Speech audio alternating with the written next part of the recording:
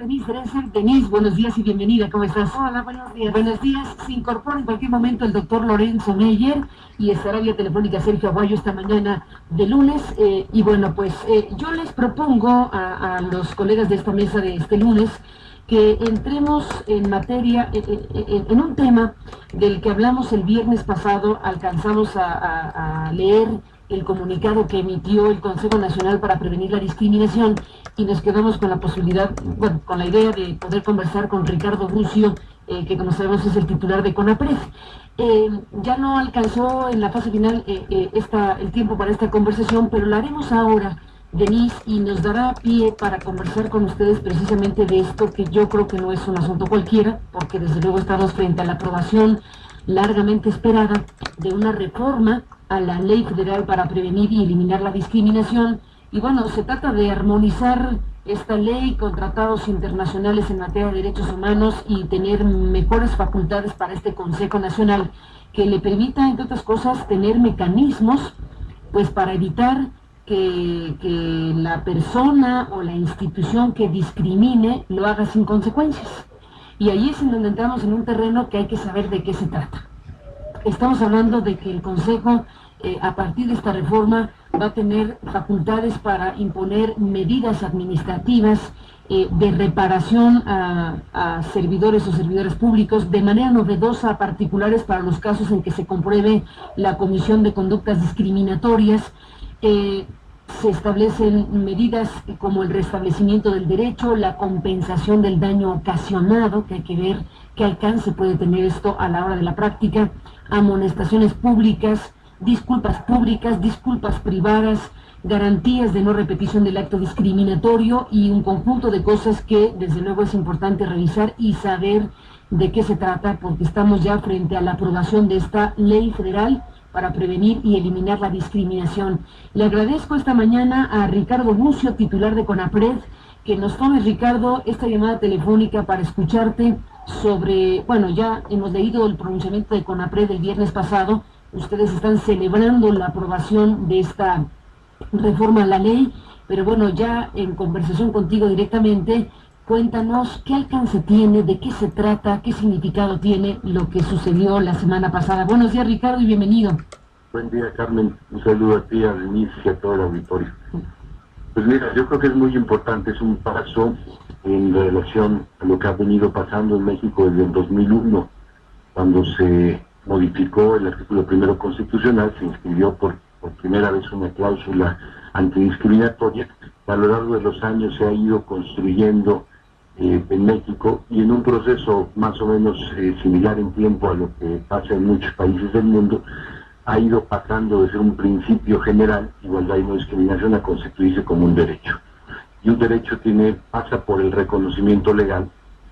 Por eso era necesario mejorar el reconocimiento y estandarizarlo con lo que dicen los tratados internacionales, pero pasa también, sobre todo, por las garantías de implementación de este derecho, que es la parte más complicada de cualquier derecho que se reconozca legalmente, y finalmente por la posibilidad de que sea exigido, que sea justiciable por las vías correspondientes.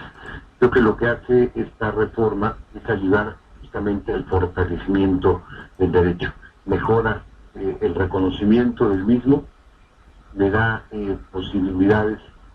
más posibilidades al Consejo, pero sobre todo le da más obligaciones a las instituciones públicas federales de participar, todas ellas en el ámbito de su competencia, en la prevención de la discriminación. Creo que es la parte más relevante ahora, menos notoria, pero más relevante del cambio legal, y le da también más posibilidades al Consejo, en lo particular, de que el costo de la discriminación, el efecto de la discriminación, el costo de la discriminación más bien, no lo cargue quien es la víctima de la discriminación, sino que lo asuma la persona o la institución, sea pública o privada, que sea responsable de este acto.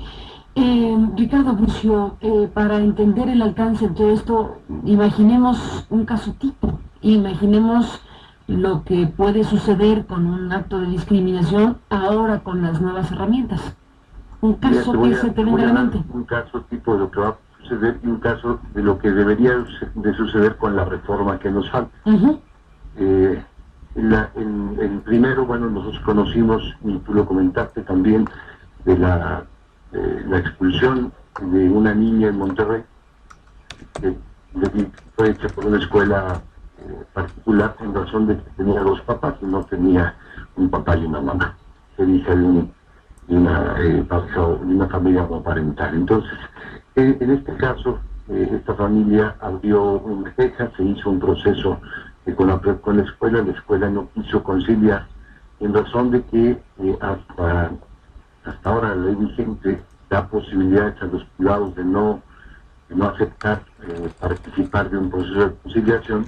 Las posibilidades del Consejo quedaban ahí. En realidad, aunque la ley obliga a todos por igual, lo que dice es que se pueden llevar procesos muy amplios, muy integrales con las autoridades federales, pero no se pueden hacer procesos con particulares. Ahora ya no podrá pasar esto, en razón de que la ley le da muchas más posibilidades, las mismas posibilidades de acción contra particulares que contra autoridades federales. Pero otro caso muy lamentable también que has comentado en los últimos días, la muerte del señor José Sánchez Carrasco, jornalero agrícola en el hospital, fuera del Hospital General de Guaymas. Ese, además de ser un caso de negligencia médica y un caso evidente de violación de derechos humanos, también tiene expresos componentes de discriminación.